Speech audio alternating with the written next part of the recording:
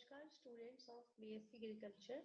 Today's session of your topic course Food and Nutrition is method of food processing. So let's start with this session. So in the previous session, we have discussed what is food processing and what are the basic principles of food processing.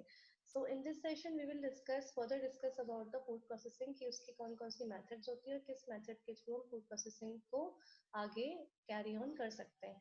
So basically, there are two main methods for food processing. The first is bacterial Siddle method and the second is bacteriostatic method. तो bacteria Seidel method होती है एक हमारी bacteriostatic method होती है.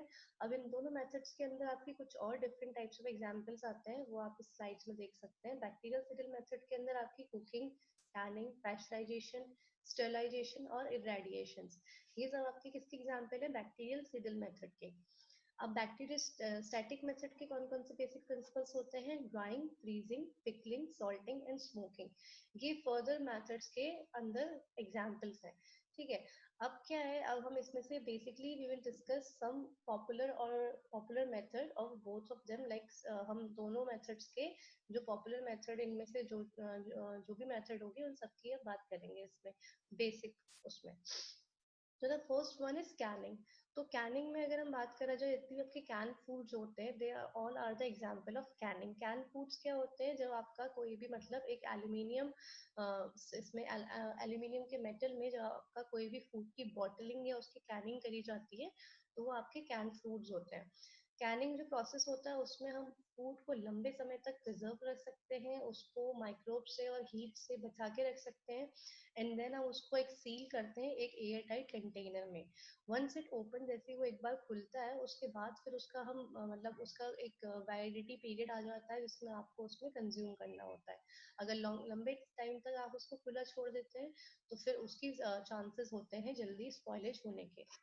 The second method is pasteurisation. So pasteurisation क्या होती है? जब हम फूड को हीट करते हैं एक सर्टेन टेम्परेचर पे ऑफ सम टाइम, किसी एक टाइम के लिए हम फूड को टेम्परेचर पे हीट कर रहे हैं. ठीक है. और उसके बाद हम उसकी कूलिंग करते हैं. पैस्चराइजेशन का मोस्ट कॉमन एग्जांपल आपका मिल्क आता है. हम जितना भी आपका मिल्क, रॉ मिल्क आता है, हम उसको जल्दी से उबालते हैं, तो वो उबालने से लेके का ठंडे करने तक का प्रोसेस क्या है? पूरा पैस्चराइजेशन है. इसका मेन एडवांटेज क्या है कि टेम्परेचर मतलब इंक्रीज टेम्परेचर से मैक्सिमम बैक्टीरिया आपके क्या होते हैं? किल्ड होते हैं, वो खत्म हो जाते हैं और वो फूड के स्पॉइलेज होने पे भी उसको रोकते हैं. Then the salting. सॉल्टिंग क्या है? हमारी एक बहुत एंशियंट मेथड है जो बहुत पुराने टाइम में चलती आ रही है फूड को प्रिजर्व करने की. जो भी सॉल्ट का मेजर रोल ये होता है, जिस भी फूड में हम सॉल्ट ऐड करते हैं उससे क्या होता है कि जितना ये मॉइस्चर होता है उस फूड का, वो उस फूड से निकल जाता है.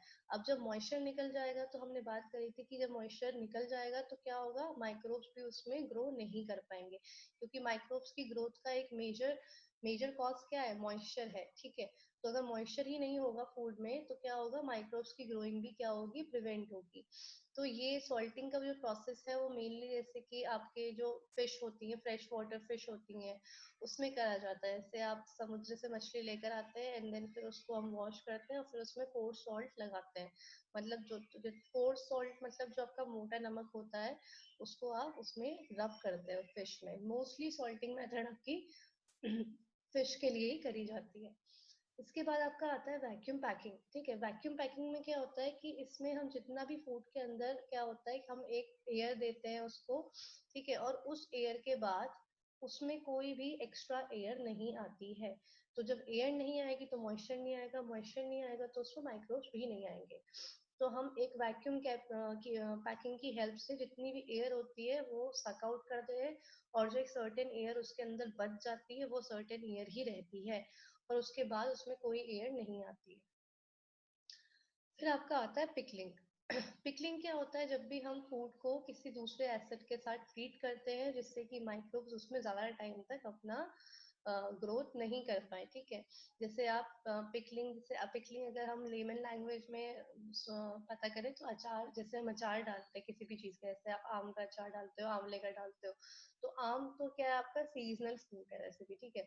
तो वो आपका समर सीजन में ही रहता है, बट जब आप उसका पिकल डाल के रखते हो तो वो आपका विंटर सीजन में भी यूज हो सकता है, वो लंबे टाइम तक आपका चलता है, ठीक है, वो आम तक खराब नहीं होता है। अब वैसे अगर आप मैंगो घर पे रखोगे तो वो जैसे जैसे आपका टाइम जाएगा तो वो खराब होता रहेगा। तो पिकलिंग जैसे आप विनेगर डालते हो, सिरका डालते हो, उसमें कुछ और एसिड डालते हो, उसमें आप तेल डालते हो, तो इन सब चीजों से क्या होता है कि माइक्रोब्स की ग्रोथ उतनी ही कम होती है। ये आपके नेचुरल प्रिजर्वेटिव्स होते हैं, ठीक है। और आप मेनली आप अगर देखा जाए तो आप पिकल किस किस फूड का, जैसे आप अनियंस में, पेप्रिकाज में, सोयाबीन, चिलीज, मैंगोज और जो भी आपके सीजनल फ्रूट्स होते हैं उसमें आप करते हैं।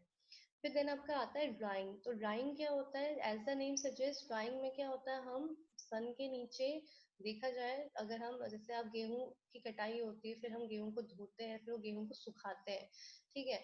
तो वो सुखाने वाला प्रोसेस जितना भी आता है वो आपका क्या कहा जाता है, ड्राइंग, जिसमें आप कंप्लीट, उसमें क्या होता है, कंप्लीट तो नहीं बट हाँ, आप 60% तक उसमें मॉइस्चर को फूड से निकाल सकते हैं, ठीक है। Drawing remove most of the water from food, ठीक है।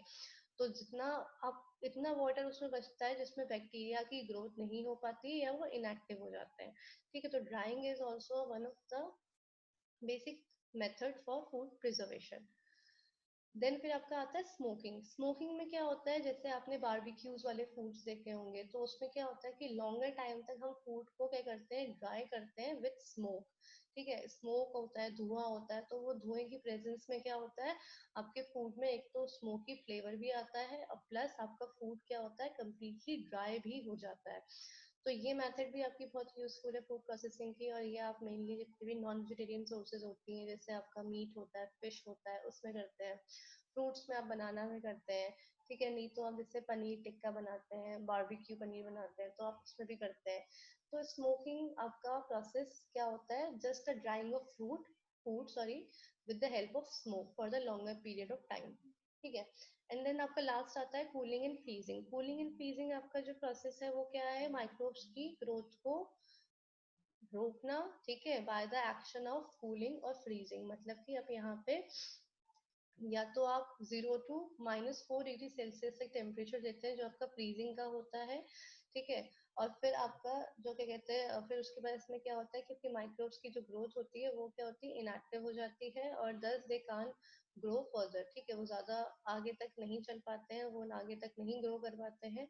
और जब हम फ्रोजन फूड्स की बात करते हैं तो वहां पे हमारा टेम्परेचर क्या होता है, -18 डिग्री सेल्सियस, ठीक है। तो इसमें क्या होता है, आपका फूड, जब का फूड होता है कम्प्लीटली फ्रोजन होता है। फॉर एग्जाम्पल जैसे आपके फ्रोजन चिप्स आते हैं, फ्रोजन पीज आती हैं, तो ये सब चीजें आपके क्या है जिसमें मैक्सिमम मॉइस्चर होता है, तो इसमें मॉइस्चर को हम कम्प्लीटली क्या करते हैं, फ्रीज कर देते हैं, फ्रोज कर देते हैं, ठीक है। तो जिससे कि माइक्रोब्स की ग्रोथ इसमें ना हो पाए।